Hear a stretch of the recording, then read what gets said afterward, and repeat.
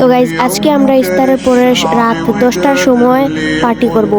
আর এখানে আমরা সবকিছু প্রস্তুতি নিচ্ছি। এখানে তারপর আমরা মুরগি জবাই করলাম, তারপর এটা আমরা একটা পলিথিনের উপর রাখলাম, তারপর মুরগিটাকে আমরা ভালোভাবে কেটে মশলা মাখিয়ে রেখে দিলাম। এখানে দেখতে পাচ্ছেন আমরা চুলার মধ্যে আগুন জ্বালাচ্ছি। আগুন জ্বালানো শেষ হলে এখানে আমরা কড়াই বসিয়ে দিব।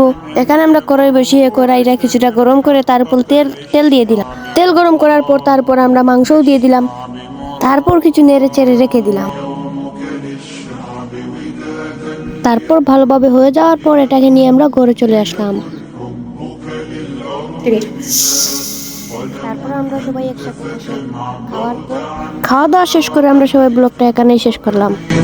وبنيت المجد أبواب الشداد أنت يا ملهم شعبك أن يمر واشتكى حققت للشعب